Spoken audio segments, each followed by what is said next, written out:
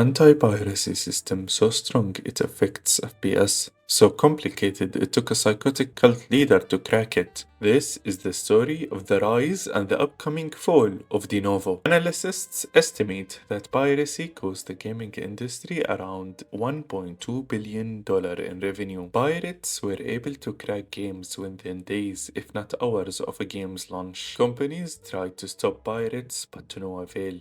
They tried methods like SafeDisk and Star Force, other anti-piracy systems that were equally hard to crack. Nevertheless, pirates always found a solution as fast as a new anti-piracy system appeared. So, when the hyped up Denuvo came in, things changed. Seen for the first time in FIFA 2015, Denuvo promised to be an unbreakable software. And of course, with a statement like that, it invited a challenge.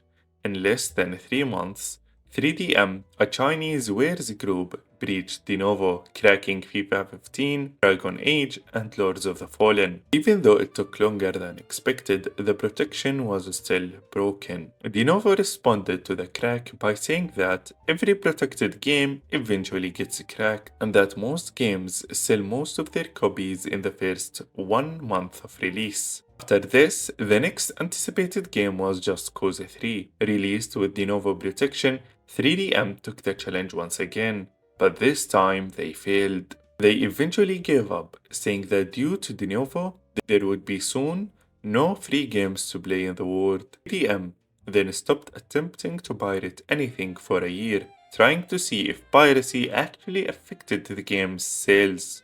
Which was a strange thing to do, but okay. Sadly, 3DM was disbanded in 2017 after losing a lawsuit related to piracy. After that, Denuvo and the piracy scene went through years of back and forth. More games started using Denuvo, but they are not impossible to crack. They just took time, and it was rare to find people willing to invest that time. Games like Shadow of War, FIFA 18, and Assassin's Creed Origins were eventually cracked, even though Origins had a multi-layered anti-piracy system using Ubisoft's own anti-cheat in addition to Denuvo. Then, something changed. Denuvo started getting bypassed left and right. Games like Hitman and Final Fantasy were bypassed even before release because of the pre-order early access versions. Denuvo was failing, so the company released a sister program, Denuvo Anti-Cheat, first seen in Doom Eternal. It was so rough that it affected the game's performance, leading to its removal shortly after release. This was one of the most prominent moments where performance clearly took a hit due to Denuvo. Of course, the company denied it, but when people cracked the games and removed Denuvo, they noticed an increase in FPS and performance overall. Eventually, Denuvo anti-cheat was improved and implemented in other games, which ushered the end of Denuvo cracking scene for a while. Many of the people who used to crack Denuvo left the scene. Some disappeared, some were arrested, and some even got jobs working with Denuvo. The hardest part about cracking Denuvo was that it kept updating with each game version, meaning it needed to be cracked from the beginning with every update, which almost no one was willing to attempt. At least, no sane person. Empress, at first appearing as C50's S5, she was one of the first crackers active in the scene between 2017 and just before her solo crack of a brand 2. At the time, she was one of the many anti-Denuvo crackers. She later became popular not only because she was responsible for 8 out of the 15 cracks of Denuvo that year, but because she was a personality, a strongly anti-cooperate and a shining light in the scene that had lost many of its scandals. She was communicative. She posted polls asking people to vote on which game she would crack next on Reddit. She became an idol, and that was her downfall. In February, she was interviewed by Wired. Empress said she had been called to her purpose through dreams, that a copy of Dark Souls 2 floated before her, wrapped in chains and made of numbers. As she focused, she said she began to see what every number meant. Looking deeper, she entered the zone, which allowed her to see more into everything and shattered those chains. When asked about her process, Empress said, by mixing philosophy with coding, It is very complicated. I have a goal that no one else has. I have no need for ego. This was the kind of larger than life persona she adopted, which is egotistical. Of course, there were those who simply could not believe Empress was a woman. Some believed that she was a man, or even a group of men, which caused some controversy, so she replied with, to all the gender freaks out there who keep claiming out of their own ass that I am a male, I'm so sorry to ruin your fantasy. The idea that I am a trans cracker is false, and yes, I am actually a woman. I am 23 years old and I am beautiful as hell, and I don't care one bit how I look. I care about what I do. I always stay in the zone until I crush their pathetic puzzle prisons, she said. So as you can see, she was not mentally sane. She used to thrash out to people and get involved into controversies. Cracking Denuvo, according to her, showed that the only real way to view the games industry was through philosophy. Philosophy helps people determine what is valuable and to do what you must for the search of a higher truth. Which I am no coder or a cracker, but to be honest, this seems kinda, I don't know, egotistical and weird. The higher truth in gaming, she said, is that wanting to preserve something you buy should never be a crime, which is something anyone should agree on. But the way that she implemented this into her ideology seemed insane. She also claimed the reason why Ubisoft, EA, and similar companies never remove Denuvo from their games is because they love feeding superior and enjoy seeing the customer as a pig. So, yes, without going too deep into details, she was not the most stable person. After more drama, including asking for money for cracks, she eventually quit. The last major Denuvo cracker was gone by the first months of 2025. This was important because by that point there was a huge backlog of games that had never been cracked due to the sheer number of Denuvo releases. At that moment of time, Denuvo seemed victorious. People started discussing whether they should simply have to start buying games for the first time. It looked like media would be permanently paywalled. Well, until someone heard something. Out of nowhere, a crack for FIFA 20 appeared by a person named Voices38. He claimed he could crack Denuvo games released before 2020 and was developing tools to crack post-2020 Denuvo.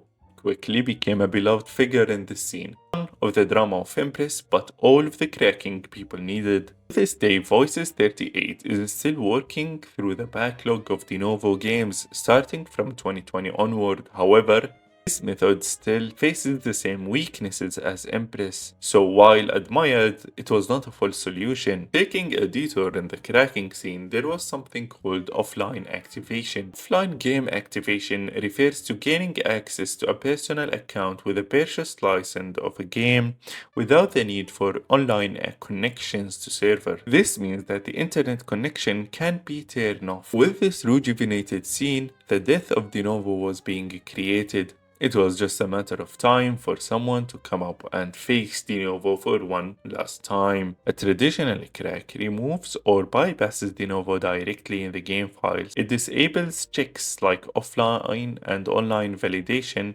anti-tamper routines, and DRM layers that consume RAM, allowing the game to run normally and on any compatible system. This is the method used by Empress and Voices38. But to combat this method, a new type of Denuvo cracking was released, which is a hypervisor bypass. It works differently. Denuvo is not removed. Instead, the system is modified, so Denuvo believes the computer is the original licensed machine. The DRM stays active, and the method only works on Windows since it relies on a hardware-level virtualization and real-time system spoofing. There was multiple differences between those two methods. In user mode of the traditional crack, meaning they simply modify the game's executable files, while in Hypervisor, it works at the kernel or hardware level, running below the operating system itself. This caused some issues with security. For traditional cracks, the risk is mostly limited to the crack file itself, and for the Hypervisor requires deep system access, meaning you are effectively giving the cracker kernel level control of your system. of security risks and system modifications that require some level of IT knowledge, groups like FitGirl refuses to distribute hypervisor rebacks or cracks. For most users, traditional cracks remain the safer and more stable option, while HV bypass or hypervisor should only be attempted at your own risk. One of the most prominent hypervisor crackers was Kiriguri, a hypervisor cracker that did it for multiple games even though it was dangerous. Some people distrusted them, saying they won't give a crack this level of iOS control. So, it ended with two groups in the pirating scene. A small group that took the risk and downloaded this hypervisor crack, and a larger portion who advised against it.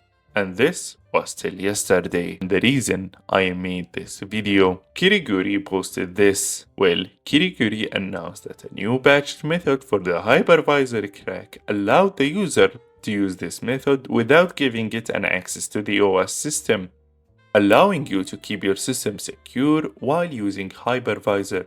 This is still in its first days, literally. Prominent cracking sites said that they are still experimenting with this method, urging people to wait until they are 100% sure that this is safe and OS stable. And this is where we are currently.